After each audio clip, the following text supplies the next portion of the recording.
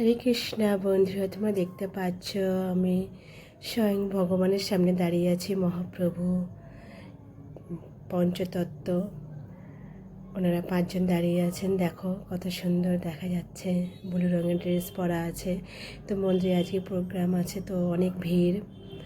আর চারিদিকে সবাই কত সুন্দরভাবে কীর্তন করছে বা ভগবানকে দর্শন করছে, কতভাবে সুন্দরভাবে দেখছে। দেখো চারিদিকে কত সুন্দর সাজানো আছে, আর অল্প অল্প করে সবাই নিজেদের তালে তালে ভগবানকে কীর্তন করে শোনাচ্ছে। তোমরা এসে দর্শন করো, ভগবানকে অনেক অনেক ভালো লাগবে।